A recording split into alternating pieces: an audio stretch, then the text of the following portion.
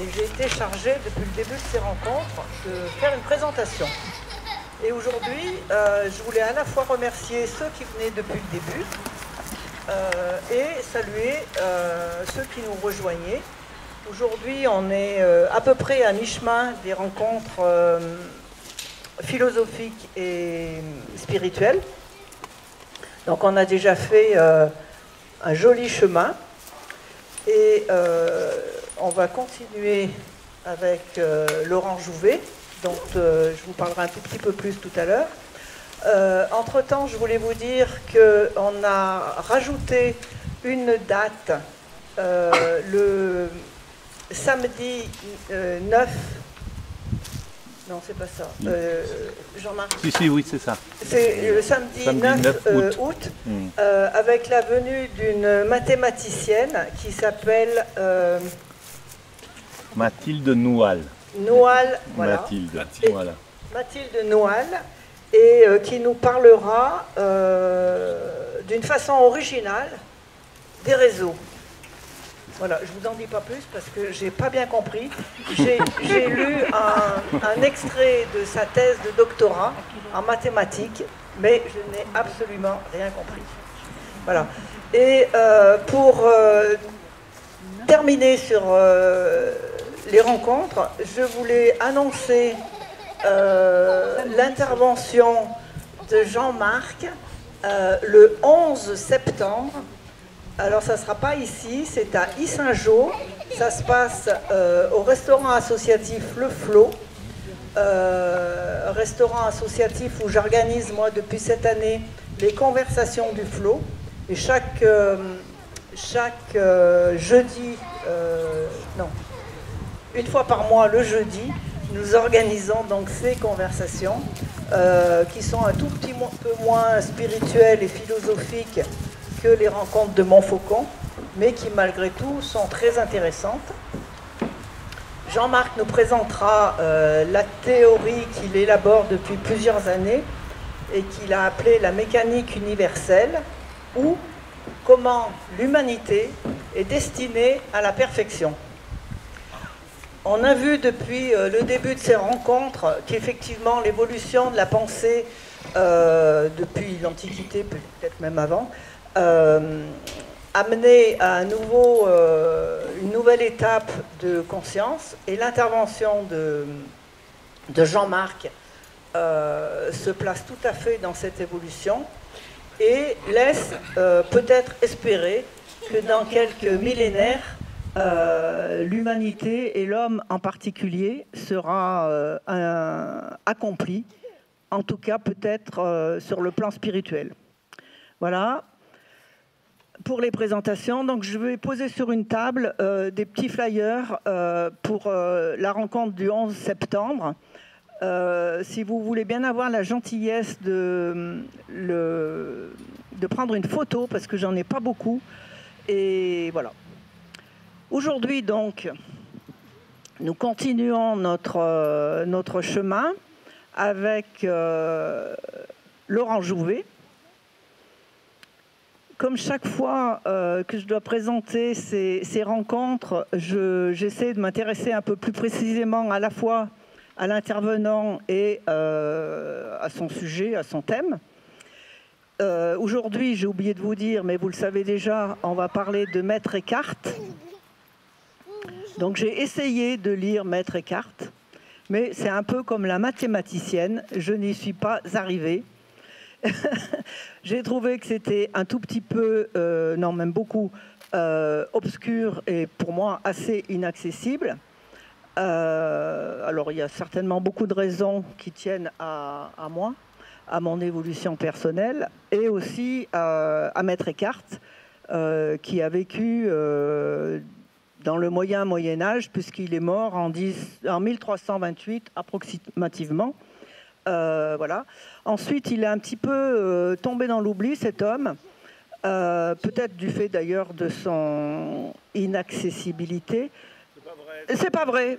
Pardon, excuse-moi bien. Ah là là là là. ne faut pas lire Wikipédia, tu sais. Non, mais c'est même pas ça. C'est mon cerveau que j'ai lu. T'inquiète. Justement, voilà. Donc, Maître Eckhart, il est quand même connu comme un... Alors, je crois que je vais m'arrêter rapidement parce que là, j'ai peur de continuer à en dire. Il est quand même, enfin, ce qu'on retient de lui, c'est quand même la mystique rhénane. Voilà. Et donc, nous avons un spécialiste de Maître Eckhart qui l'a lu, qui l'a relu, qui l'a traduit et qui en a fait plusieurs livres, ou au moins 2 ou 3. Voilà. Donc, Laurent Jouvet va se présenter un petit peu et ensuite va nous parler de Maître Eckhart. Bien mieux que moi. Voilà, je te laisse la parole. Eh bien, merci beaucoup. Merci, merci. Eh bien, écoutez, bonjour à toutes et à tous. Oui, donc, quand je me suis vu invité à venir ici, et puis aux rencontres philosophiques et spirituelles, je me suis dit, oulala, on met la barre très très haut. Et l'idée, c'est justement qu'à la sortie de cette présentation, tu puisses dire, mais ça y est, j'ai compris, c'est simple, Maître Eckhart. Tu peux baisser un tout petit peu, s'il te plaît? Parce que sinon, est-ce que vous m'entendez comme ça? Non. C'est mieux avec le micro. Oui. Bon, vous en avez de la chance, hein. Je fais ça que pour les grandes conférences. Voilà, là c'est mieux. Ça va comme ça, vous m'entendez? Oui. Voilà. C'est bien. Voilà. Donc oui, il faut que je me présente. Alors, ça n'a strictement aucun intérêt, mais je vais quand même vous dire d'où je sors. Alors, depuis le néolithique, ma famille habite à peu près en Ardèche. Ça vous donne un peu l'idée. À part que je suis né en Afrique et que j'ai beaucoup voyagé, que j'ai fait mes études en Suisse, en Allemagne, etc. Et que, en fait, au bout de ce parcours, je suis finalement rentré dans un monastère. J'avais 26 ans, je crois, parce que justement, je cherchais. Enfin, mes 3 questions de ma vie, c'est très simple. C'est, premièrement, de quoi est-ce qu'on parle quand on parle de spiritualité? Deuxièmement, quels sont les moyens pour avancer dans la spiritualité? Et ma 3e question, qui est une question personnelle, comment ça se transmet? Comment est-ce qu'on arrive à éveiller les gens face à soi?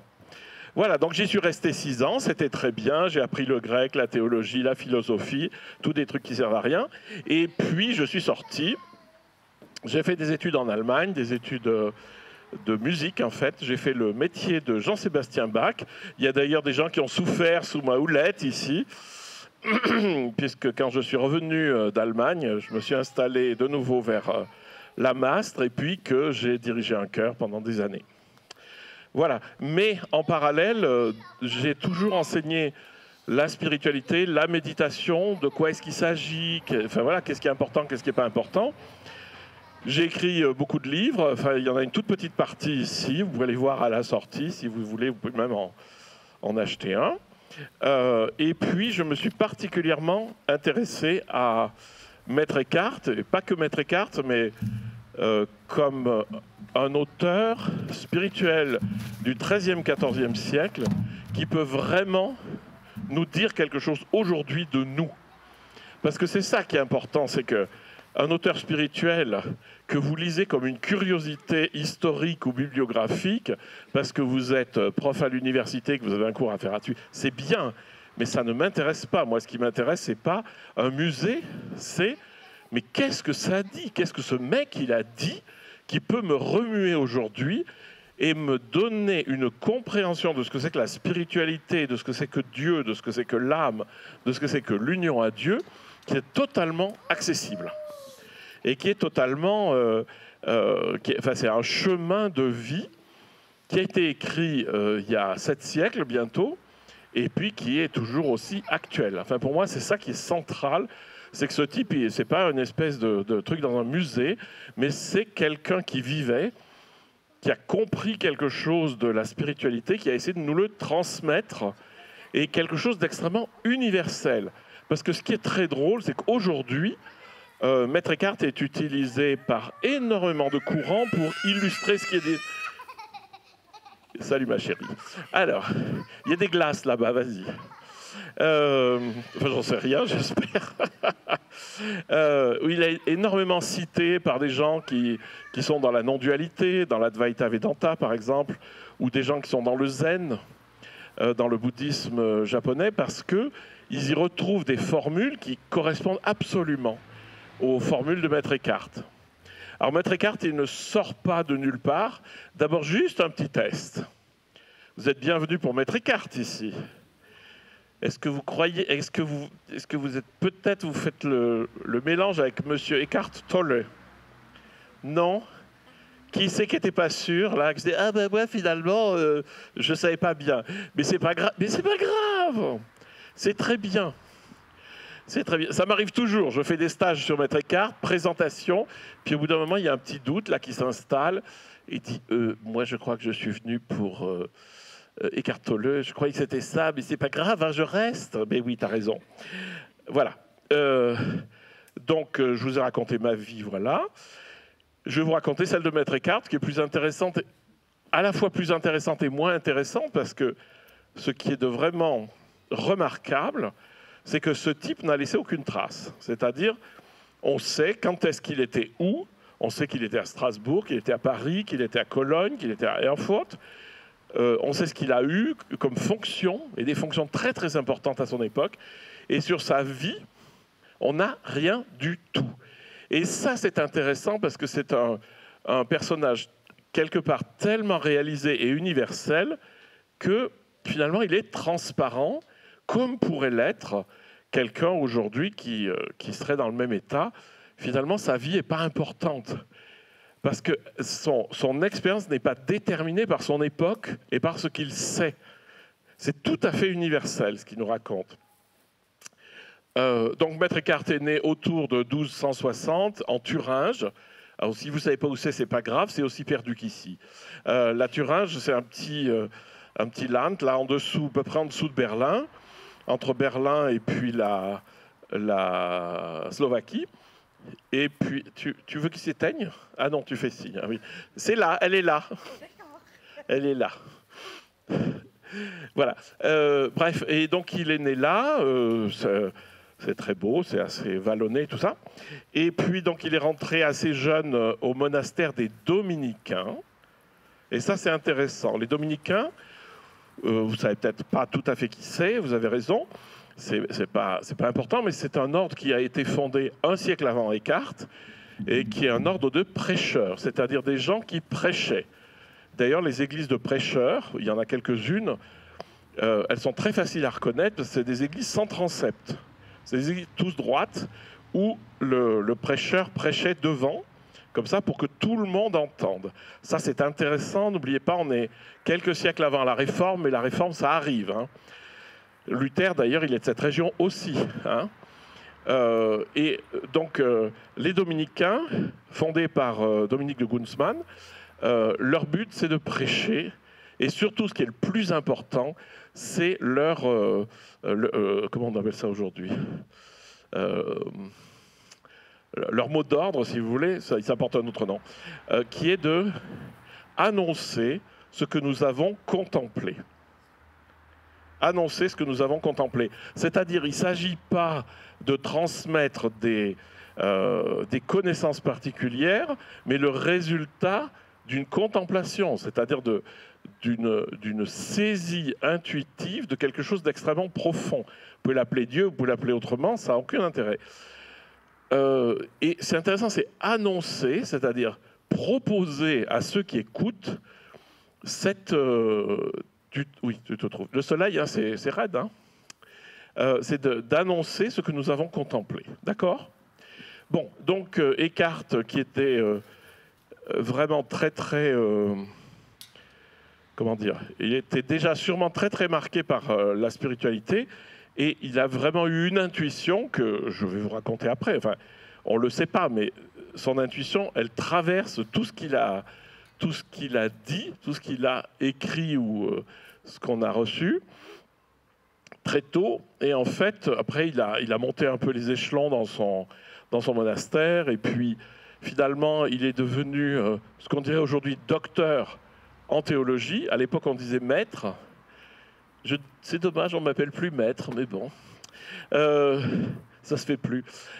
Et donc, c'est pour ça qu'on parle de maître Eckhart, parce que c'est comme si on disait docteur Eckhart. Hein. Donc c'est tout aussi ridicule, mais ça évite de faire le mélange avec l'autre. Et donc, il est devenu, en fait, le seul docteur en théologie, c'était quelque chose d'infiniment plus rare qu'aujourd'hui, de toute la région où il habitait. Hein. Donc c'était la sommité absolue. Il était tellement bon qu'il a été invité 2 fois à la Sorbonne. La Sorbonne, c'était la très grande université, la plus grande université du monde à l'époque, enfin plus grande, la plus connue du monde chrétien, bien sûr. Et il a été invité 2 fois, parce que les profs venaient enseigner 1 an. Il a été invité 2 fois, c'est le seul qui a été invité 2 fois. Les autres étaient invités 1 fois. Il n'y en a qu'un autre qui a eu ça, c'était 1 siècle auparavant, ou un peu moins. C'était Thomas d'Aquin, qui était vraiment aussi un très très grand intellectuel. La différence avec Eckhart, c'est que Eckhart joue sur les 2 tableaux. C'est à la fois un universitaire et un prêcheur, c'est-à-dire quelqu'un qui est là pour donner à tous les gens qui sont venus l'essentiel. C'est-à-dire qu'il ne s'adresse pas toujours à des gens qui sont des théologiens, vous voyez. Et donc on le sent bien dans son discours, parce que de temps en temps, il y a des petites phrases assassines, du genre, quand il parlait souvent à des béguines, je vous parlerai peut-être des béguines parce que c'est important, à des béguines, donc qui étaient des femmes religieuses mais non affiliées à un monastère, donc des communautés de femmes libres. Viens, bienvenue. Et donc à un moment donné, il dit, je vous dis ça pour votre évolution spirituelle, mais je n'en parlerai pas à Paris. Sous-entendu, les autres, j'ai un autre discours pour les universitaires, et il devait être brillantissime au niveau universitaire, mais lui, son truc, c'est qu'il fait bien la différence entre le contenu théologique et le contenu spirituel. D'accord ? C'est juste pour vous situer un peu la bête. Hein. Donc, il jouait vraiment sur les 2 tableaux et d'une manière très brillante, parce qu'il se trouve qu'il y a des textes de lui qui sont des textes pour l'université. Ils sont en latin. J'ai regardé, mais même pas en rêve que je les traduirais. Parce que c'est d'un ennui mortel, quoi, parce que c'est uniquement intellectuel. Moi, ce que j'ai traduit, c'est les sermons. Voilà, ça donne ça, quoi. On dit merci au Covid, parce que j'ai pu faire ça. Donc j'ai traduit 180 sermons. En fait, jusqu'à présent, on n'en avait traduit que 110. Et j'en ai trouvé d'autres dans les fonds de tiroir, que j'ai traduit aussi. Bienvenue. Il y a encore quelques chaises. Et donc là, les sermons, c'est ce qu'il a prononcé en chair et qui a été écrit par des petites mains. Vous voyez ? Alors donc ça pose un certain nombre de problèmes, parce que vous imaginez, vous allez sortir de cette conférence et vous allez vous mettre ensemble et vous allez essayer de raconter ce que Jouvet a raconté. Et ça va vous donner un texte un peu original, c'est-à-dire que « Ah ben moi, j'ai pas du tout compris ça hein !» Et puis l'autre qui va dire, mais non, là, il a dit ça, quoi. Mais non, moi, j'ai pas entendu ça. Il a dit Dieu est dans l'âme. Mais non, il a dit l'âme est en Dieu. T'as rien compris. Enfin bref, et donc, il s'amuse comme ça. Et donc, on a des textes qui sont des bouts et des morceaux. Et il faut un petit peu voir à travers pour voir où est-ce que sœur A a travaillé, sœur B a travaillé. Mais ce qui est intéressant, c'est que le message reste. Donc voilà, j'ai traduit ça. J'ai pas traduit les œuvres latines, parce que les œuvres latines sont plutôt destinées à un public universitaire et c'est beaucoup moins intéressant nourrissant au niveau spirituel. Juste pour vous dire, je suis en train de finir le 2e volume. Voilà, il y a des fous, bah oui, et alors hein, le premier qui n'a jamais été fou, qu'il me jette, le premier marshmallow. Voilà, ça je voulais vous dire. Alors ces œuvres, donc, il y a des sermons qui sont ici. Donc ça, c'est la version courte. Hein. Ça, c'est la petite version. Ça, c'est Eckhart pour les nuls. Ça marche très, très bien. Il y a des gens qui me disent, je l'ai acheté, j'ai lu 20 pages. Je suis allé acheter le gros tellement c'était génial. Parce que c'est son cas, elle. Voilà, donc c'est quand même très, très nutritif. Alors, vous ne laissez pas avoir, c'est pas parce que c'est un pavé qu'il faut savoir tout ça. Ça n'a rien à voir. C'est-à-dire que Eckhart, il prêche toujours la même chose. toujours la même chose, qui est l'essentiel. Il dit, ce que j'ai à vous dire est tellement important, Sermon 109, ce que j'ai à vous dire est tellement important que même s'il n'y avait eu personne dans l'église, j'aurais quand même prêché. Il dit, j'aurais prêché au tronc qu'il y a là. Et ça veut dire quoi? Ça veut dire que c'est tellement central, ce qu'il a à nous dire, qu'il faut que ça sorte, il faut le transmettre. Donc pour ces œuvres, il y a ça, il reste des traités. Là, je viens de finir la traduction des traités. Il n'y en a que 3 qui sont traduits en français, et il y en a 21, j'ai traduit les 21 autres. Il y a d'autres textes que j'ai traduits. Voilà. Donc, vous sentez bien que chez Eckhart, il y a une double casquette. Il y a la casquette intellectuelle et la casquette spirituelle. Qu'est-ce qu'il fallait que je vous parle? Oui, peut-être la distinction, parce que ça, c'est important. Surtout qu'ici, c'est les rencontres philosophiques et spirituelles. C'est la distinction qu'il y a entre la philosophie et, on va dire, et la spiritualité. Alors la philosophie, c'est pas compliqué, vous voyez, vous avez des arbres, la philosophie, elle va vers le haut, on divise des concepts, c'est-à-dire on sépare des concepts, on va dire, ben voilà, on va séparer l'âme, le corps, puis l'âme, on va la séparer en 3 parties, les puissances supérieures, les puissances inférieures, les facultés supérieures, les facultés inférieures. Les facultés supérieures, on va les diviser en 3, etc. Pareil pour le monde et tout ça. Donc la philosophie, c'est l'art des distinctions. C'est comme ça qu'on l'appelait à l'époque de Maître Eckhart, l'art de faire des distinctions intellectuelles pertinentes. Et ça, c'est la philosophie, elle va dans ce sens-là. Et la mystique, elle va dans l'autre sens. C'est-à-dire qu'elle fait l'unité jusqu'à ce qu'on arrive à la source. La source, évidemment, je ne vous fais pas de dessin, c'est ce qu'à cette époque-là, on appelait Dieu. Hein. Mais on va revenir sur Dieu, qui n'est pas Monsieur Dieu, mais qui est un peu autre chose. Donc, alors, ça c'est la distinction entre spiritualité et philosophie. La philosophie va dans les détails, va dans les distinctions pour pouvoir opérer avec des concepts, tandis que la mystique, elle unifie les concepts pour arriver à une réalité unique, qui est l'expérience immédiate de l'essentiel, qu'on peut appeler Dieu si on veut. Ça vous parle? C'est simple, hein? Vous ne l'avez jamais expliqué comme ça, hein, la philosophie. Voilà. Alors, il y a une distinction à faire aussi entre la théologie.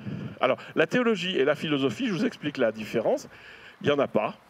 La philosophie et la théologie vont comme ça. La théologie, alors, la philosophie se base sur des principes, ce qu'on appelle naturels, c'est-à-dire sur les choses qu'on peut savoir, et on réfléchit sur le monde qui nous entoure, et sur les structures qu'on peut donner à la réalité pour pouvoir opérer, pour pouvoir dire ça se passe comme ça, comme ça. Ça permet d'avoir des philosophies complètement délirantes. La théologie, c'est la même chose, à part que l'objet, il est basé sur ce qu'on appelle l'écriture. Vous voyez, c'est la Bible. Hein. C'est-à-dire que les textes bibliques servent de base à la théologie. Hein. Mais c'est le même processus. On va dans les distinctions, on opère avec des concepts et on explique des choses. Voilà. Par contre, même Thomas d'Aquin, qui pourtant n'était pas un rigolo, hein. Thomas d'Aquin, ce n'était pas du tout un rigolo, il a écrit la Somme. Mais à la fin de sa vie, il a compris la fameuse Somme théologique dont l'Église catholique dit que c'est la théologie de l'Église quand même. Hein. Donc c'est un espèce de truc qui fait ça dans une bibliothèque. À la fin de sa vie, il a demandé à ce qu'on la brûle. Hélas, ça n'a pas été fait. Mais on a du mal à imaginer, c'était un intellectuel, c'était même pas de premier ordre, c'était au-delà de tout. Thomas d'Aquin, il écrivait 4 livres en même temps, il avait 4 scribes auxquels il dictait les livres. Ce qui fait qu'il prenait le premier scribe, il lui donnait une phrase, il passait au deuxième, il écrivait la suite du deuxième livre, il allait un cinglé, quoi. Aujourd'hui, on appelle ça un cinglé. Aujourd'hui, je pense qu'il serait dans un hôpital psychiatrique. Mais une tronche, quand même. Hein. Puis il ne racontait pas que des bêtises. Bref. Pourquoi je vous raconte Thomas d'Aquin, en fait? Oui, parce qu'il a dit quelque chose de très intelligent. Il a dit il y a 2 manières de connaître, entre guillemets, Dieu. je vais redéfinir le concept parce qu'il y a un problème. Il y a deux manières de connaître Dieu. Il y a la cognitio Dei, la connaissance de Dieu intellectualis, la connaissance intellectuelle de Dieu. Donc ça, on monte dans l'arbre. Et la cognitio Dei experimentalis, la connaissance expérimentale de Dieu. C'est de ne pas en parler, mais d'expérimenter cette réalité qu'on appelle Dieu et qu'il faut définir. Vous voyez le truc? Donc c'est ça qui est intéressant parce que Eckhart joue aussi sur les deux tableaux. C'est à la fois une expérience profonde et à la fois, comme c'était un super intelligent, il arrivait à dire enfin voilà, à opérer avec les concepts du christianisme de l'époque, qui était quand même assez compliqué. Hein. C'est clair là jusque-là? Bien. Alors, donc, je vais passer évidemment, parce que c'est ça qui est intéressant, la théologie. Alors, si vous voulez, la théologie, l'expérience de Dieu, non, la cognitio Dei intellectualis, ça a donné la théologie dogmatique. C'est-à-dire la théologie, ce qu'on peut dire, ce que, par exemple, dit le credo, ce que raconte en général, en théorie, l'Église, et puis la expérimentalis, qui est totalement personnelle. Ça, il y a une chose qu'il faut bien comprendre, c'est qu'il y a deux aspects dans le christianisme. Il y a un aspect communautaire, qui est donc celui de l'Église, de ceci, de cela, et surtout de l'éthique qui va avec, qu'on appelle la morale, et de l'autre, il y a l'expérience. Et là, elle est purement personnelle. Il n'y a pas... chacun a son chemin pour arriver à cette expérience, et il y a beaucoup de gens, parmi vous aussi, enfin, qui ont fait cette expérience, qui ne savent pas forcément la nommer, mais qui savent. Et il faut juste, mon boulot, c'est juste d'éveiller les gens à ça, à leur réalité. Et donc, le problème, c'est que de l'expérience spirituelle, on ne peut pas parler. Ça, c'est essentiel. Tous les mots qu'on va dire vont être à côté de la plaque, parce que c'est une expérience qui est de l'ordre de l'indicible. Et c'est une expérience qui est de l'ordre de l'unité. Et lorsque vous faites un, il n'y a plus de distinction. S'il n'y a plus de distinction, il n'y a plus de langage. Vous comprenez? Parce qu'en fait, ce qui est important à savoir, c'est avec le langage... Tu m'entends d'ailleurs? Ça marche ou tu veux que je parle plus fort? C'est bon. Tout le monde m'entend là? Bon, vous direz si vous m'entendez. Tu m'entends aussi? Voilà. Il a trouvé la bonne place là sur son divan. Non mais vas-y, tu peux te... Qu'est-ce que je vous racontais? Le langage. Alors écoutez-moi bien parce que ça, c'est pas inintéressant. Le langage, c'est ce qui permet, c'est ce qui opère, c'est que ça divise le monde. Toujours. Dès que vous mettez un mot, vous avez divisé le monde au moins en deux. Si je vous dis c'est vert, donc d'un côté vous allez avoir tout ce qui est vert et de l'autre tout ce qui n'est pas vert. Si je vous dis maison, il y a les maisons, puis il y a les trucs un peu entre deux, et puis les arbres, c'est des maisons à oiseaux, chais, enfin, vous voyez ce que je veux dire. Dès que vous posez un mot, vous posez une distinction dans l'univers. Et si vous posez une distinction dans l'univers, vous n'allez pas vers l'unité, vous allez vers la dispersion, vous allez vers le haut. D'accord? Donc le langage est tout à fait inadéquat pour parler de la spiritualité. Et ben voilà, vous pouvez vous en aller exactement. Exactement. Vous avez tout compris. Donc, ce que je trouve très intéressant chez Eckhart, c'est qu'à force de le traduire, j'ai bien vu que en fait, il opère ce que j'appellerais une convergence de vocabulaire. C'est-à-dire que chez lui, d'un seul coup, vous vous rendez compte, mais c'est bizarre, mais ce mot, c'est aussi le même que celui-là, c'est le même que celui-là, c'est le même que celui-là.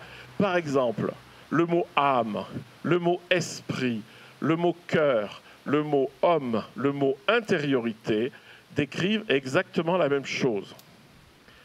Donc, une fois que vous avez compris ça, vous vous rendez compte que la mystique de Maître Eckhart se réduit à 3 mots maximum.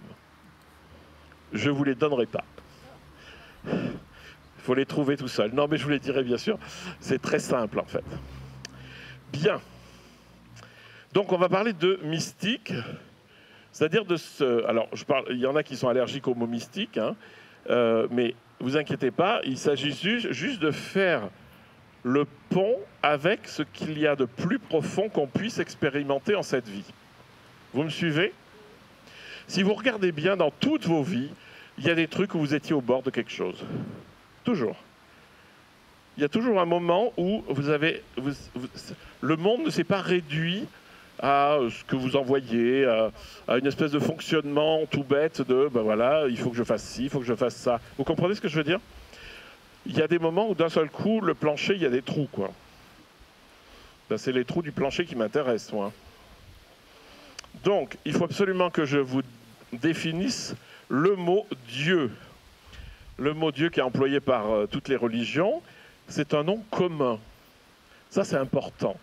Et du coup, ça enlève déjà cette notion d'un espèce de Dieu personnel un peu pervers, quand même, il faut bien dire ce qu'il est. Hein. Est-ce que quelqu'un a vu ici le tout Nouveau Testament avec Pelvoorde? Non. Ben, vous arrivez chez vous. Ah, alors, vous êtes belge, vous? Ah, c'est beau, hein? Dieu a vraiment le très très mauvais rôle, puisque c'est une espèce de tordu qui habite à Bruxelles dans un appartement sordide et qui fait suer tout le monde. Oui, et il a une femme, oui, la femme de Dieu. Elle est géniale, hein, elle est géniale, oui, oui. Puis il a une fille aussi. Enfin bon, bref. Je ne veux pas spoiler le truc, mais c'est génial parce que, pourquoi? En fait, ça dézingue l'image de Dieu qu'on se fait, qui, hélas, a été transportée par la majorité des institutions. Et c'est un peu dommage parce que il ne faut pas jeter le bébé avec l'eau du bain. Hein. C'est pas parce que vous avez, enfin voilà, vous êtes distancié par rapport à une tradition quelconque que il y a quelque chose quand même qui parle. Et c'est ça que je voudrais vous faire sentir. Alors, c'est pas compliqué. Définition de Dieu de Maître Eckhart, c'est très très simple. C'est Dieu n'est ni ceci ni cela. On ne peut rien dire sur Dieu et tout ce qu'on dira est faux. Ça vous va? Ah, ça calme, hein? Alors parfait. Alors ça veut dire quoi? Ça veut dire ni ceci ni cela, c'est que Dieu n'est pas quelque chose d'extérieur au monde.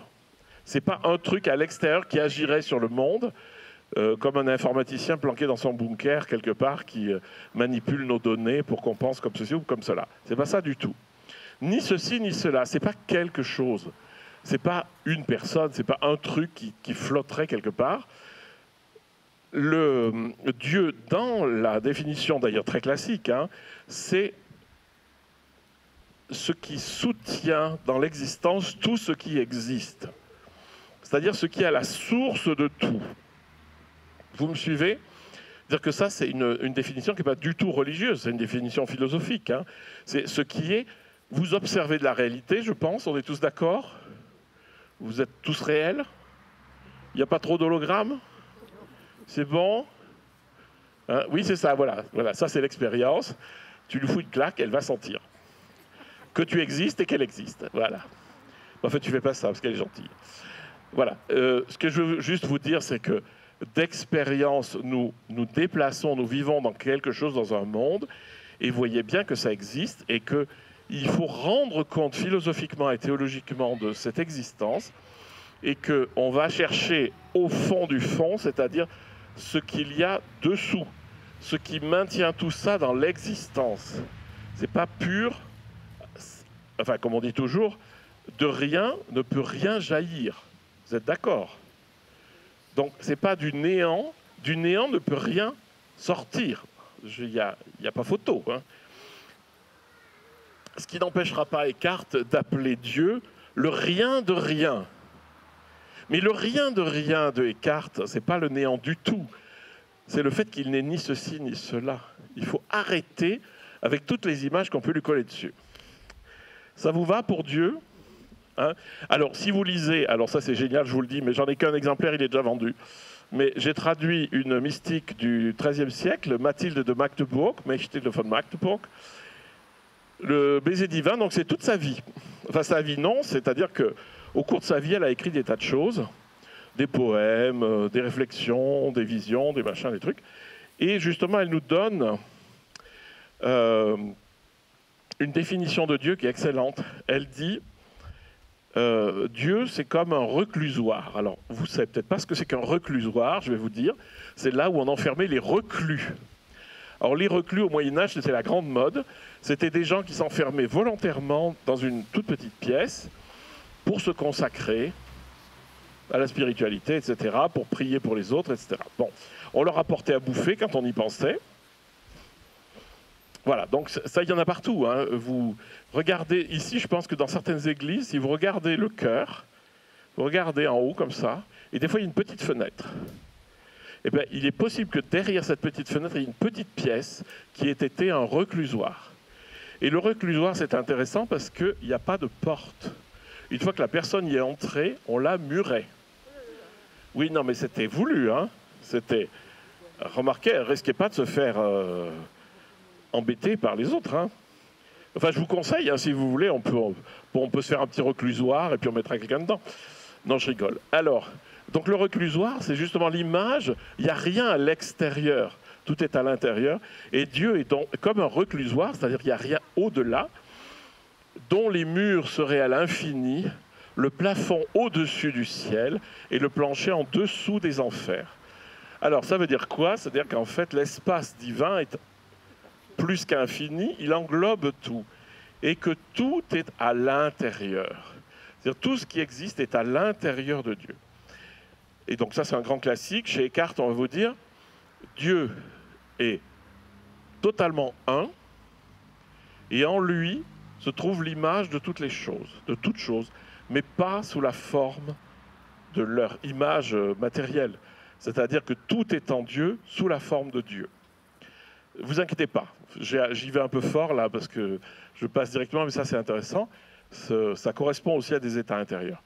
Mais simplement que en Dieu, tout est compris en Dieu. Alors d'habitude, je fais un geste, mais j'ai qu'une main de libre. Et qu'au moment de la création, tout ce qui est à l'intérieur prend conscience de lui-même. C'est-à-dire que la création, ce n'est pas Dieu qui, hors de lui-même, fait jaillir la création, comme on le pense beaucoup, mais c'est qu'à l'intérieur de Dieu, d'un seul coup, il y a la lumière et les créatures deviennent conscientes. Nous et puis le monde, etc. Bref. Oui, j'aurais pas dû vous lancer là-dessus, parce que c'est quand même un peu... Mais c'est juste pour dire que Dieu englobe tout selon la théologie de Eckhart. C'est-à-dire que Dieu ne se distingue pas de tout ce qui est. Mais c'est juste que c'est le principe qui fait que ça soit. Ça, c'est entendable, ça. Hein. Bien évidemment, c'est la même chose que le Tao. Hein. Et puis que tout le reste. Hein. Je veux dire, tout le monde en a parlé. Hein. Je veux dire, il y a le Tao, il y a ce que vous voulez. De toute façon, il n'y a pas de mots. Hein. Et ça, Eckhart va toujours vous le dire. Enfin, on met un mot parce qu'il faut bien, mais d'un autre côté, on est bloqué par le mot. Parce que comme je vous disais, si je dis Dieu, j'ai posé un mot. Et si j'ai posé un mot, j'ai séparé ce qui est Dieu et ce qui n'est pas Dieu. Or, dans la théologie des cartes, tout est Dieu. Hein, d'accord? Tout est en Dieu, tout est Dieu. Alors, qu'est-ce que l'âme? Est-ce que vous avez une âme? Oh, je ne suis pas sûr. Hein, quand je regarde, je ne vois pas grand-chose. Hein. En fait, je vous rappelle ce qu'il y a chez... ce que je vous ai dit au début, c'est que Eckhart opère une convergence de vocabulaire. Donc, je vais vous en donner un autre mot. Si je vous parle d'intériorité, ça vous parle plus? Hein, vous êtes là, vous êtes posé chez vous, vous rentrez en vous-même. Vous savez faire ça. Qu'est-ce qu'on y voit? Bon, beaucoup de bordel, ça je suis d'accord avec vous. Je suis le premier. En fait, vous voyez tout votre monde intérieur. Vous êtes d'accord? Ça peut être vos souvenirs, ça peut être des réflexions, ça peut être des images, ça peut être ce que vous allez faire demain. Si je vous dis, vous fermez les yeux puis vous vous imaginez, où est-ce que vous allez manger ce soir? Je serais bien en peine parce que je ne sais pas. Mais d'accord? Vous pouvez. Ça se passe où? Dans votre intériorité. Voilà. Eh bien, ce lieu... Salut! Donc, ce lieu intérieur, c'est ce que Eckhart va appeler l'âme. C'est-à-dire le lieu où je suis présent à moi-même et où il y a un espace dans lequel les choses peuvent advenir. D'accord? Et alors, il avait froid? Non, c'est pour le vent. Non, mais j'avais compris, tu sais. J'ai l'air bête comme ça, mais... L'air bête. Bon. Oui, en fait, l'âme, c'est votre intériorité dans lequel il y a des possibles. Si je vous dis intérieurement, faites la multiplication 2 fois 4, vous allez soit le visualiser, soit le sentir, et puis vous allez arriver au même résultat que moi, 2,5. Non, je rigole. Oui, d'accord. 6. Qui c'est qui a dit 6? C'est toi, d'accord. Il y a un truc qui a été raté dans ton éducation. Hein. Bref, ce que je voulais vous dire, c'est simplement que vous preniez conscience que vous avez un espace intérieur qui est immense dans lequel les choses adviennent. Si je vous dis de visualiser une personne que vous aimez beaucoup, ça va venir. Vous êtes d'accord? C'est pas difficile hein, ce que je vous raconte. Donc, votre espace conscient intérieur, c'est ce qu'on appelle l'âme. C'est un espace de conscience dans lequel les choses peuvent advenir. Eh bien, c'est la même définition pour Dieu. Il n'y a pas de distinction foncière entre cet espace intérieur, capable de beaucoup de possibilités, et le Dieu du reclusoire dont je vous ai appelé, dans lequel il y a des potentialités. Alors vous allez me dire, oui, ramener Dieu à une pure subjectivité, c'est un peu gonflé. Non, c'est-à-dire qu'il y a un adage médiéval et antique d'ailleurs, qui dit « en haut comme en bas ». C'est-à-dire qu'il y a un parallèle, c'est métaphorique, tout est métaphorique et tout est emboîté. Hein. Et donc, lorsque vous parlez de l'espace intérieur, c'est exactement la même chose, c'est emboîté dans l'espace intérieur qui est Dieu. Ça vous va? Bon. Donc, Eckhart va vous parler d'un mot central, c'est le un. Un. Faire un. Et ce faire un, alors évidemment, tous les advaitistes, il y a des advaitistes, là, j'en ai vu. Voilà, c'est ça. Ils ont la tête. Non, mais je plaisante. Je veux juste dire, ça va? J'ai froid. T'as froid, elle va au soleil, voilà. Alors vous vous déplacez comme vous avez besoin. Hein. Puis quand vous en avez marre, vous pouvez vous en aller aussi, hein, parce que même moi, je m'énerverais. Alors, oui, donc, en haut comme en bas, ce qui advient en moi, cette espèce de pure potentialité, c'est exactement l'image de ce qui est en Dieu, comme disait Mathilde de Magdebourg. Dieu est comme un reclusoire dans lequel tout est possible, tout est présent, tout est possible, et d'un seul coup, il y a la lumière qui se fait, il y a des choses qui apparaissent. Voilà. Mais c'est pareil dans notre tête. Et donc l'union à Dieu, chez Eckhart, c'est très intéressant parce qu'il ne s'agit pas du tout d'unir deux choses dissemblables en une seule chose. Il dit, c'est pas comme deux morceaux de bois qui seraient collés par un menuisier. Vous sentez ça? Évidemment qu'un bon menuisier vous prend deux morceaux de bois identiques, il les colle, il les rabote, il fait tout ce que vous voulez, c'est impeccable, on ne voit pas la jointure. Eh bien, ce n'est pas du tout de ça dont il s'agit. Il s'agit de la prise de conscience que ce qui m'habite, c'est le divin en moi. C'est-à-dire, il ne s'agit pas du tout de faire venir quelque chose en soi, il s'agit de s'ouvrir à ce que le zen dira sa véritable nature, ma nature originelle, la nature de la conscience. Ça aussi, c'est là où ça se retrouve beaucoup avec l'Advaita, c'est que ce principe fondateur de l'existence, de ce qui existe, est assimilé, compris comme une pure conscience. Une conscience infinie, et notre conscience individuelle, c'est une manifestation de cette conscience infinie. C'est-à-dire qu'en nous, ce n'est pas moi qui ai ma petite conscience individuelle, et toi tu en as une autre, et toi tu en as une autre, et toi tu en as une autre, mais c'est en fait, on participe tous de cette conscience infinie. Est-ce que vous avez l'impression d'avoir une conscience divine en vous? Oui, quand vous le savez. Mais si je vous pose la question bêtement comme ça, vous allez me dire non, d'habitude non. Je n'ai pas l'impression d'être Dieu dans la vie de tous les jours. Quand je vais voir ma boulangère, elle ne me dit pas « Ah, mais Dieu va-t-il bien ?» Elle dit « Mon Dieu, oui, c'est ça, oui, ça c'est sûr, quand elle n'a plus de pain et que tu veux un gros truc. » Voilà. Ce que je veux juste vous faire sentir, c'est que... Alors, il y a énormément de métaphores, mais c'est drôle parce qu'on les retrouve autant dans le bouddhisme que chez Thérèse d'Avila ou chez d'autres. c'est que la grande conscience est comme la mer, comme un océan. Hein. Et de temps en temps, il y a une vague et puis il y a des gouttes qui sortent de cet océan et qui y retournent. La goutte, c'est la conscience individuelle. Elle est de même nature que l'océan. Elle en vient et elle doit y retourner. Souvenez-vous de ça, parce qu'Eckhart va vous dire, je retourne de là où je viens. Hein, c'est-à-dire, je viens de cet état en Dieu où je ne suis pas encore qui je suis, je vis, je fais ma vie, il se passe des choses, et j'y retourne. Quand est-ce que j'y retourne? Quand est-ce que j'y retourne? Ah voilà, c'est ça, on allait, voilà. Pardon, je n'ai pas entendu.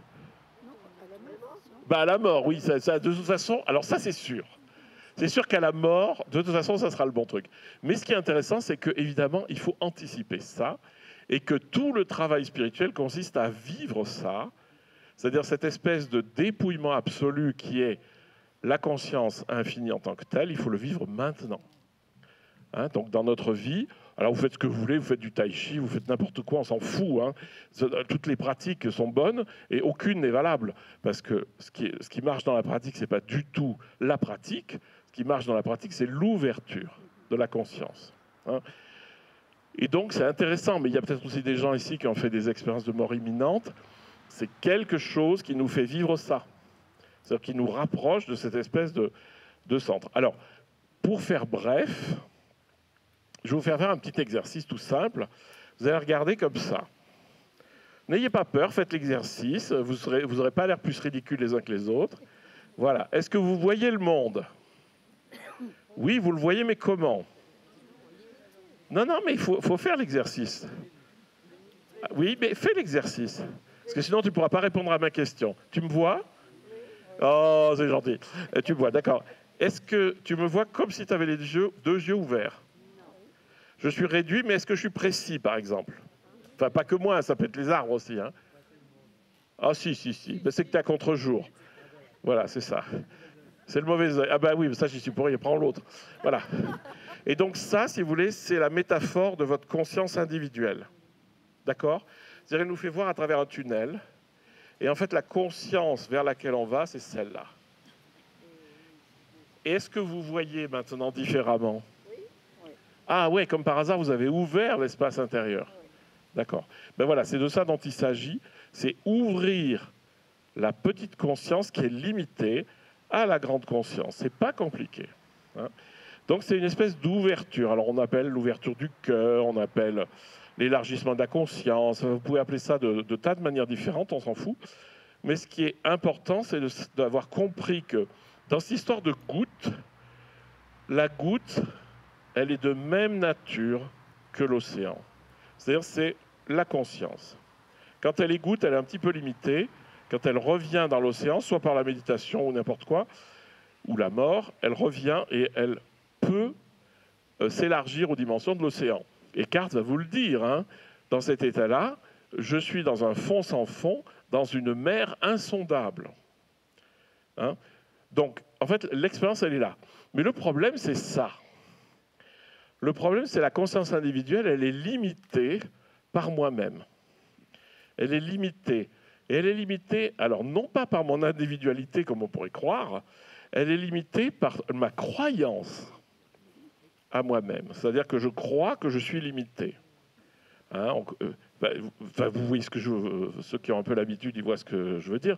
C'est-à-dire qu'en fait, on a une fausse croyance, qui est la croyance qu'on s'identifie à notre ego, c'est-à-dire à ce qu'on a réussi à accumuler autour des années. Ah oui, alors je suis un mec qui parle français, qui adore le chocolat, qui fait tant de kilos, etc.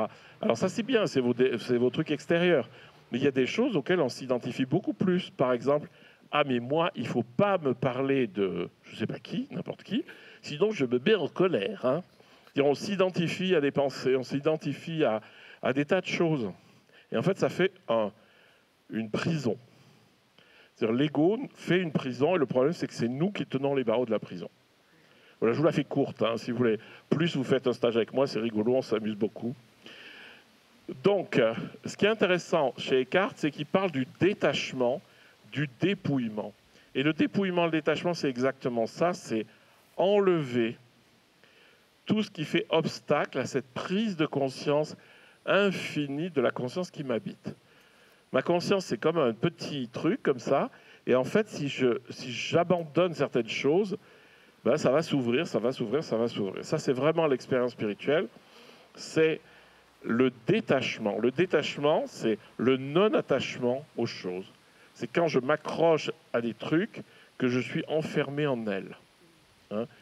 L'éveil, c'est pas compliqué, parce que l'éveil et l'union à Dieu, c'est la même chose, hein, juste pour info. En fait, vous êtes cramponné à deux barreaux comme ça. Autour de vous, c'est le plateau ardéchois. On n'est plus en Ardèche, là, si? Ah, pardon. J'ai bien senti qu'il y avait une différence culturelle. Déjà, le nombre de bises, ça allait déjà. J'ai senti que j'étais passé à l'étranger. Hein. Donc, excusez-moi. Donc, vous voyez le magnifique plateau. On est dans quel département ici? La Haute-Loire. Alti-Ligérien, c'est ça? Ah là là, mais il faut être intelligent pour savoir ça. Bref, mais enfin, je m'en fous. Vous voyez, vous tenez les barreaux, et puis autour de vous, c'est magnifique, et vous ne pouvez pas y aller. Et bien, c'est ça le problème spirituel. Et en fait, le problème, c'est quand vous avez compris que si vous lâchez le barreau, il va tomber tout seul. Ça vous va comme métaphore? C'est-à-dire que, poum, alors les conditionnements, ils sont toujours là, à part qu'ils sont plus opérants et que je peux me déplacer. Eh bien, je suis sur la fin, mais c'est pas grave, vous êtes quand même les bienvenus. On en était vraiment à la fin de la fin. Voilà, donc en fait, Eckhart nous propose un chemin de dépouillement qui n'est pas du tout un dépouillement ascétique, extérieur, etc. Il va vous dire simplement, il faut vivre dans un profond oubli de soi-même et de tout, de toutes les créatures, il dit, mais un profond oubli de soi-même et toutes les créatures. Et je vous invite juste à faire cette expérience. Vous me regardez, certes, mais est-ce que vous voyez tout ce qu'il y a derrière moi? Et sans le regarder directement, par exemple. D'accord? Et ce que je voudrais juste savoir, c'est est-ce qu'au-dessus de vos épaules, vous voyez votre visage? Si quelqu'un me répond oui, c'est qu'il n'a pas compris ma question. Hein. Si vous regardez au-dessus de vos épaules, il n'y a pas votre visage, contrairement à ce que vous croyez, il y a un espace. Un espace dans lequel je suis, dans lequel les arbres sont. Et en fait, en vous habite cette conscience infinie qu'il faut juste sentir, parce que ça nous dépouille de nous-mêmes. Parce que lorsque je suis dans un accueil du réel, comme ça, ouvert, est-ce que ça a encore du sens pour moi de dire que je suis un homme ou une femme? Non, parce que toutes les femmes et tous les hommes ici vont faire la même expérience. Est-ce que ça a quelque chose à voir avec le fait que je sois jeune ou vieux? Mon expérience de la réalité ne dépend absolument pas de mon âge. Elle ne dépend pas de mon origine ethnique. Elle ne dépend pas de ma langue. Elle ne dépend pas de là où je suis né. Vous sentez ça? Lorsque vous êtes juste, par exemple, vous êtes devant un arbre et vous le regardez, vous le contemplez, vous n'êtes pas en train de vous dire c'est un frêne qui a tel âge, ça on s'en fout. Vous ouvrez, vous l'accueillez, vous voyez qu'il bouge, qu'il y a ceci et cela. En fait, vous rentrez dans la réalité et là, votre individualité, elle disparaît. Mais je vous rassure, tout de suite après, vous allez la retrouver. C'est-à-dire, vous saurez où est votre voiture, vous saurez où sont les clés de votre voiture et vous saurez rentrer chez vous. Ça, c'est la bonne nouvelle, parce qu'il y a des endroits, des fois, on vous dit nous n'avons aucun choix, parce qu'en fait, il n'y a pas d'individualité, l'individualité n'existe pas, le monde n'existe pas, tu n'existes pas, ou des choses comme ça. Oui, oui, alors ça, c'est vrai dans l'expérience. C'est que d'un seul coup, il n'y a plus rien, parce que je fais un avec le paysage et tout ça, donc il n'y a plus moi et le paysage et moi, ça n'a plus aucun sens. Hein. Mais par contre, n'oubliez pas qu'on vit. Et qu'en fait, c'est un passage entre des moments d'unité très profond avec la réalité, que vous pouvez vivre des fois très simplement avec des gens que vous aimez beaucoup. Alors vous discutez ceci là, mais vous sentez quand même une espèce de un. Voilà. Et puis, après, vous vous retrouvez, vous inquiétez pas. Hein. Comme dit, vous allez vous abandonner, comme dirait Eckhart, mais vous inquiétez pas, il restera toujours un point qui fera que vous vous retrouverez. C'est pas beau, ça? Ça veut dire que, parce que c'est important, derrière, il y a une expérience qui est très importante, c'est quand les premières fois où on descend dans ce dépouillement de soi-même, il y a des gens qui ont peur. Il y a une angoisse. Mais je vais être anéanti. Il ne va plus rien rester de moi.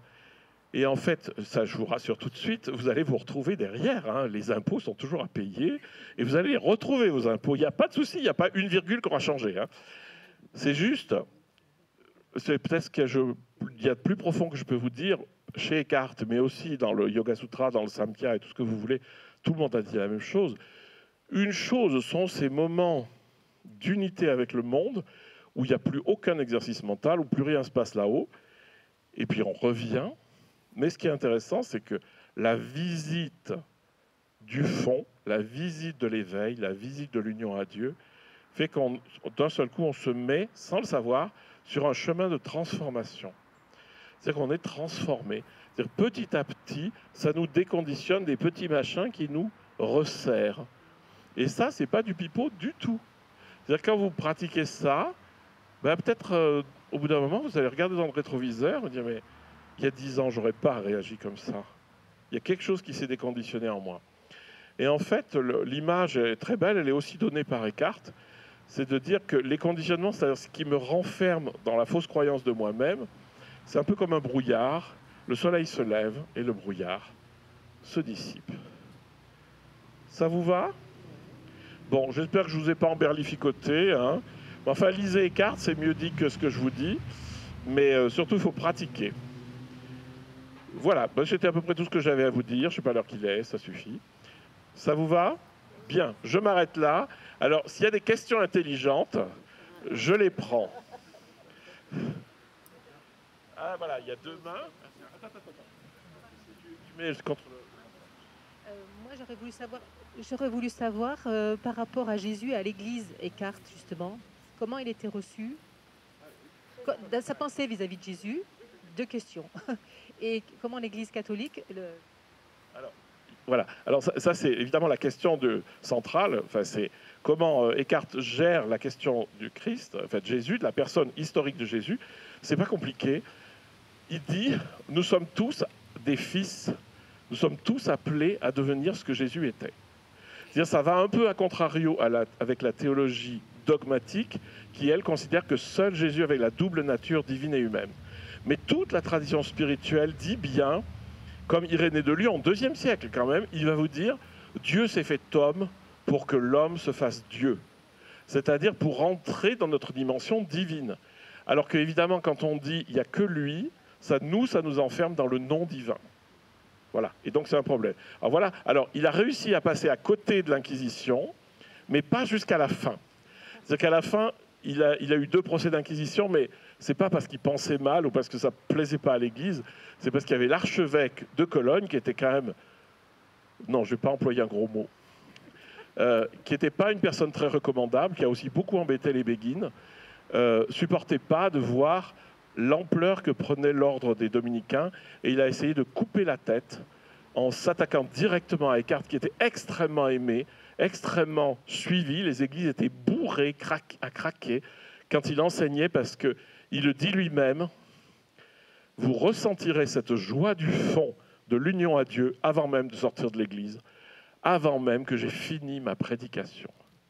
Donc ce qu'il est en train de nous dire, c'est que l'expérience dont je vous ai parlé, elle est immédiate. Tout à l'heure, quand je vous ai dit de lâcher un petit peu du lest, puis de regarder le paysage sans rien faire, c'est ça, hein, quand même. Voilà. Est-ce que j'ai répondu à ta question? Tu voulais... Qui va juste sans doute vous faire répéter ce que vous avez dit, mais vous nous appelez à pratiquer. Alors voilà, qu'est-ce qu'il y a dans pratique? Je regarde l'arbre, je suis avec des amis, je vais écouter celui qui me parle de Maître Eckhart aujourd'hui, et il m'arrive un truc. C'est ça, la pratique? Qu'est-ce que c'est que pratiquer? Alors, la pratique, c'est pas de mettre la main droite sur la main gauche ou la main gauche sur la main droite ou ceci ou cela. La pratique, c'est... D'ailleurs, on a le même problème dans le Yoga Sutra. Il parle de la pratique qui brûle les conditionnements. C'est la pratique de l'éveil, de l'union. Et en fait, c'est une prise de conscience. l'éveil, je peux parler d'éveil, c'est le même mot, hein, l'éveil ou l'union à Dieu, c'est pas quelque chose qu'on acquiert, c'est quelque chose qui est là et qu'on doit juste laisser advenir. Et des fois, il suffit d'un mot pour que, ah ouais, tu vois, c'est de ça dont il s'agit quand il s'agit de la pratique. Il s'agit d'un seul coup de se faire éveiller par quelque chose. Je vous donne une image qui va sûrement te parler. Ce que tu poses comme question, c'est comment accéder finalement à cette union à Dieu et quel est le rapport avec la pratique. Et la pratique, elle est de cet ordre-là. Vous êtes devant une mare. Dessus, il y a des jolies feuilles.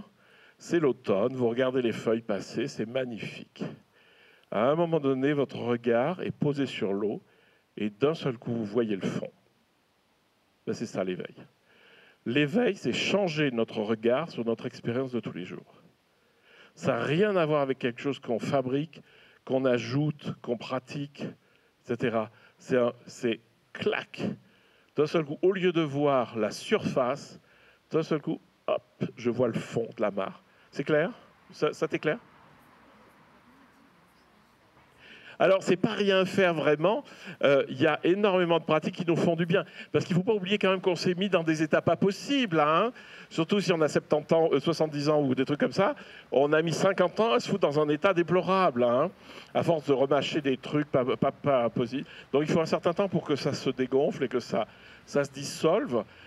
Donc, les pratiques, elles sont là juste pour nous montrer. Tu vois, c'est le doigt qui montre le fond de l'eau. Vous connaissez, je pense, l'image, et si vous ne la connaissez pas, je vous la donne parce qu'elle est très très belle.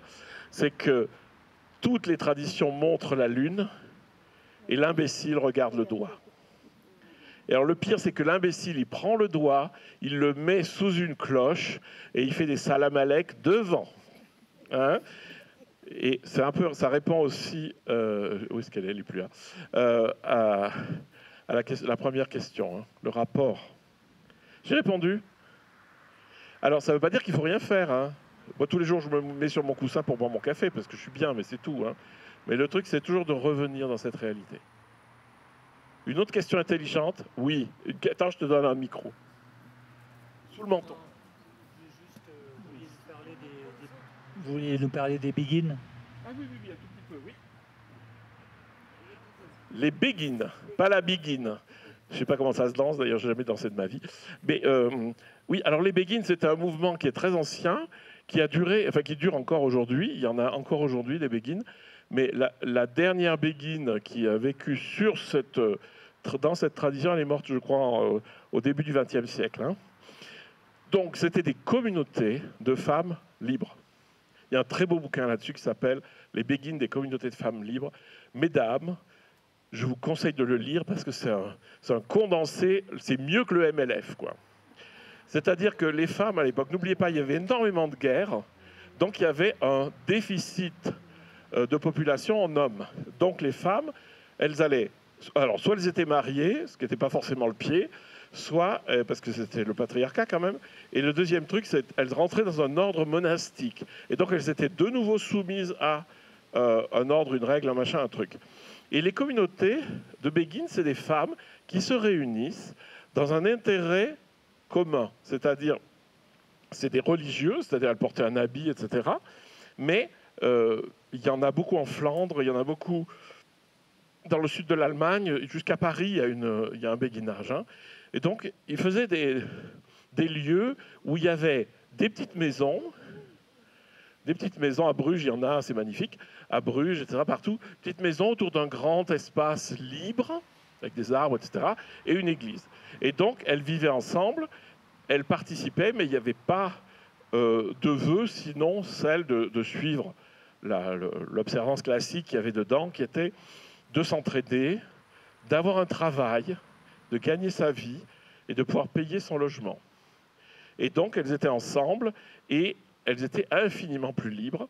Elles pratiquaient tous les arts, sauf la danse. Et surtout, c'était des femmes qui se cultivaient. Dans une des règles de Begin, je crois celle de Bruges, il y a marqué que quand elles signent pour rentrer, qu'elles avaient l'obligation d'élargir leurs connaissances, de se cultiver. À l'époque, vous imaginez, hein? Et donc ça, je trouve ça passionnant parce que du coup, on avait des femmes, souvent, il y avait des béguines qui parlaient hébreu, qui parlaient grec, ce qui n'était pas le cas du tout des clercs ou des moines. Enfin, ils n'avaient pas du tout cette culture-là. Et donc, c'était des femmes qui avaient énormément de force parce qu'elles savaient de quoi elles parlaient, elles avaient une vie spirituelle et justement, elles étaient capables aussi de prêcher. Et ça, cette espèce d'archevêque de Cologne, j'aurais jamais de mots assez durs pour ce type. Si un jour je trouve ça tombe, ça va mal finir. Parce qu'il a vraiment fait suer tout le monde. Il a fait suer Maître Eckhart, 2 procès d'inquisition qui n'ont pas réussi. Et il a fait suer les béguines. C'est-à-dire, il a interdit. Mais vous vous rendez compte, ces femmes qui vivent dans la liberté. Mais c'est scandaleux. Qu'est-ce que vous en pensez, les filles? Hein, vous êtes d'accord, hein? Voilà. Bon, voilà. Donc c'est à peu près ça. Alors je vous conseille d'aller voir parce que c'est aussi des modèles sociétaux qui sont très valables aujourd'hui. C'est-à-dire que vous pouvez très bien dire on va faire comme un béguinage. Voilà, ça c'est vraiment intéressant parce que vous savez toutes ces histoires d'habitat partagé, de machin, d'entraide, des trucs, on est en plein dedans.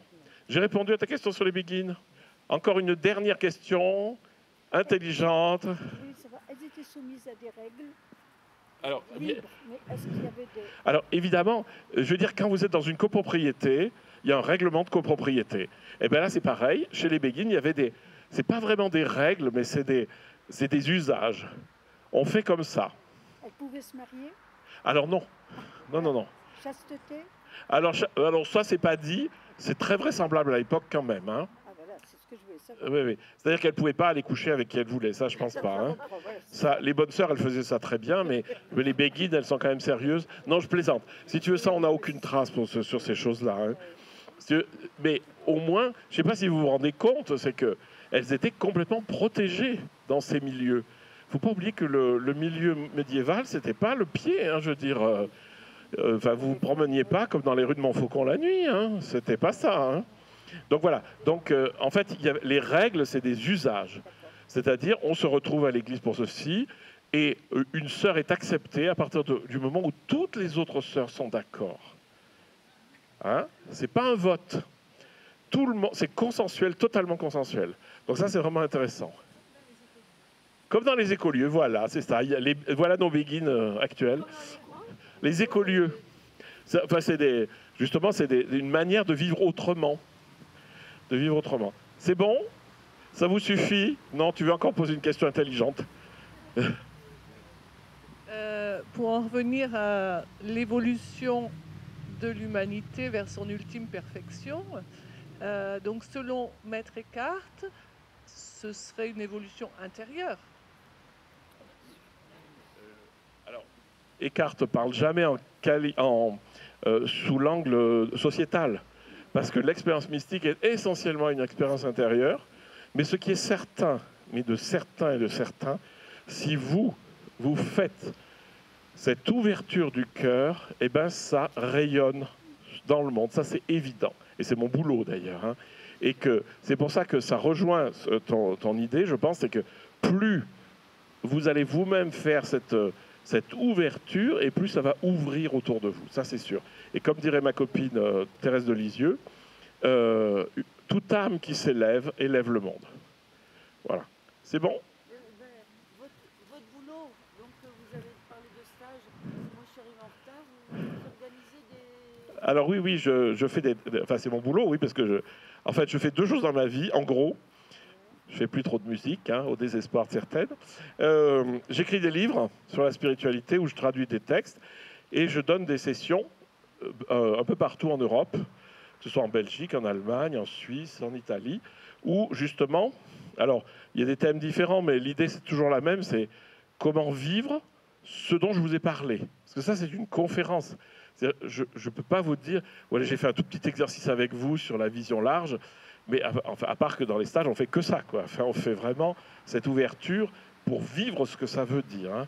Et donc, c'est ce que je fais un peu partout. Donc, en général, des petits groupes d'une vingtaine. Et je fais ça. Des fois, j'en fais chez moi, hein, à la maison. Donc, c'est Nozières, c'est ce qu'il y a de plus proche. Le reste c'est la Belgique et la Suisse. Vous avez un site, hein? Mais oui, j'ai un site, jouvet.org. Facile, hein. Non, mais vous tapez mon prénom, vous trouvez Madame Google, elle est gentille avec moi. Voilà, c'est fini. Non, tu veux me poser une question? Je voudrais une précision parce que vous avez parlé d'Advaita Vedanta et vous voulez dire la non-dualité. Oui. D'accord, merci. Oui, parce que ça On n'a pas entendu. pas clair. Ah oui, merci, tu as tout à fait raison. Tu as tout à fait raison, oui. On oui. n'a pas entendu. Non, sa question c'était, j'ai cité, et c'est vrai que j'aurais dû parler autrement, j'ai cité l'Advaita Vedanta, mais Advaita, c'est du sanskrit, et je suis le premier à pourfendre les gens qui causent en sanskrit ou en allemand ancien. Vous voyez, j'ai réussi à pas vous faire un mot d'allemand pendant tout ce truc. Hein. J'aurais pu. Hein.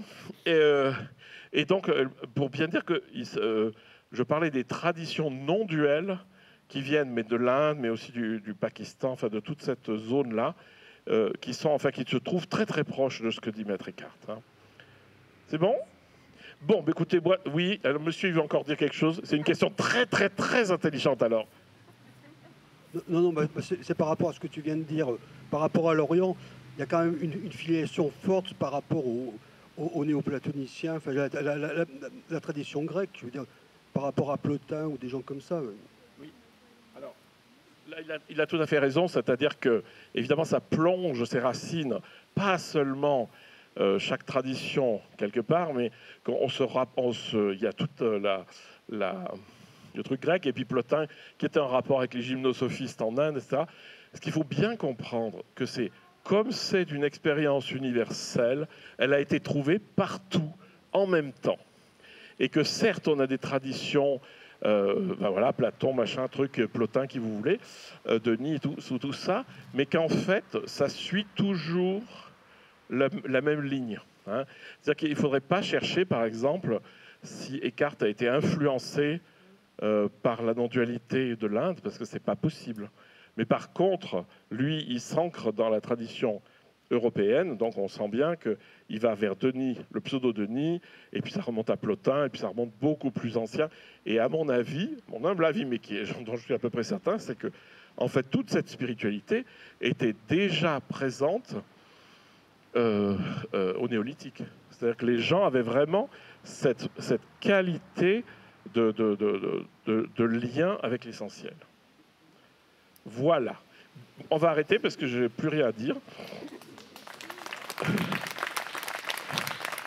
Merci beaucoup de m'avoir supporté jusqu'à la fin. Alors, si vous voulez voir les bouquins, ils sont là. Il y en a un ou deux qui sont déjà préemptés. Portez-vous bien et puis allez-y, quoi. Allez-y, c'est simple. Hein.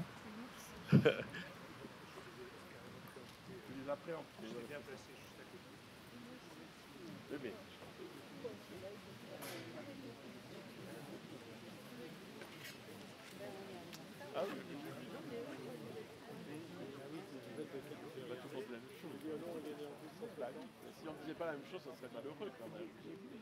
Oui.